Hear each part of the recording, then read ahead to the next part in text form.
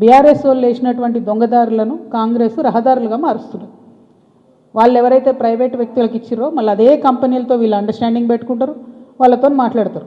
అంటే రేవంత్ రెడ్డి గారి పరిస్థితి ఇప్పుడు ఎట్లుందంటే అప్పుడే కప్పం తిన్న పాము ఎట్లుంటుంది, కడుపు నిండింది, నేను సీఎం అయినా, అవినీతి అయితే నాకేంది, రాష్ట్రం ఎటు పోతే నాకేంది, వాగ్దానాలు ఎటు పోతే నాకేంది అని చెప్పి ఆయన సైలెంట్గా ఉన్నాడు.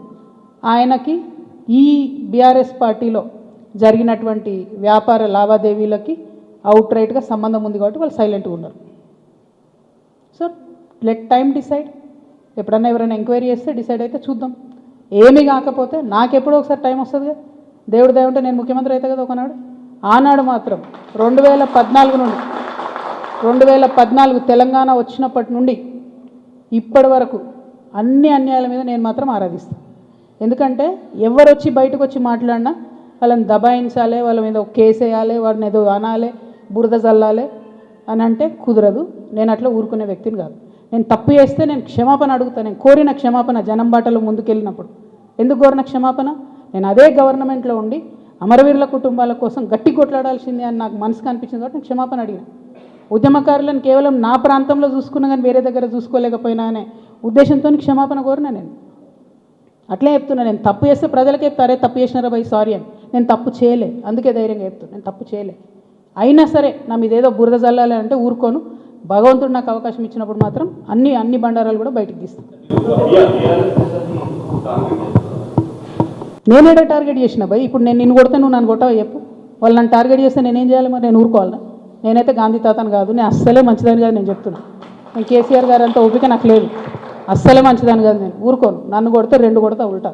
ఎందుకంటే నా తప్పు లేకుండా కొడుతున్నారు, నా తప్పు లేకుండా మాట్లాడుతున్నారు, అది కరెక్ట్ కాదు కదా. ఏం రోగం చెప్పు, నేను ఏమంటున్నా, నేను జనంలో పోతున్నా, పిచ్చి లేచినట్టు పొద్దు నుండి రాత్రి వరకు ఎందుకు తిరుగుతున్నా నేను? ఐ వాంట్ టు అండర్స్టాండ్ ఏం జరిగింది. 10 ఏళ్ళు బీఆర్ఎస్లో, 2 ఏళ్ళు కాంగ్రెస్లో ఏం జరగలే. నిన్న పోయినాం, ఆ నల్ల నీళ్ళు అది ఎంత బాధ అనిపించింది చూస్తే.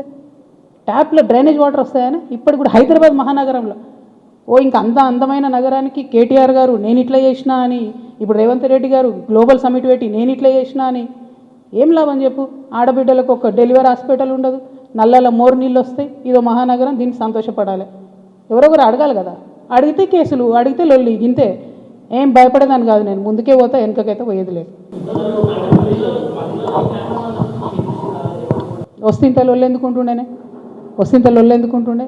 5 ఏళ్ళు నన్ను ఓడగొట్టి ఇంట్లోనే కూర్చోబెట్టారు కదా, వద్దంటే బలవంతంగా ఎమ్మెల్సీ ఇచ్చారు. నేను అప్పటి కూడా అడిగిన, నాకు ఎంపీ క్యాండిడేట్గా నన్ను డిక్లేర్ చేయండి, నేను ప్రజల మధ్యలో ఎక్కడైతే ఓడిపోయినా అక్కడే ప్రజల ప్రేమను గెలుచుకుంటా అని చెప్పిన. అవకాశం ఇవ్వలే, నాకు తిరగనీయలే. మా కాన్స్టిట్యున్సీలో కూడా ప్రతి ఎమ్మెల్యేను ఎవరో ఒకరు మేనేజ్ చేసుడు, వాళ్ళు నాకు ఎక్కడికక్కడ కాళ్ళలో కట్టెలు పెట్టుడు, కాన్స్టిట్యున్సీ నుంచి ఎవరన్నా వచ్చి కలిస్తే బెదిరించుడు, నువ్వు ఎట్లా కలుస్తావు, అక్కతో నీకేం పని,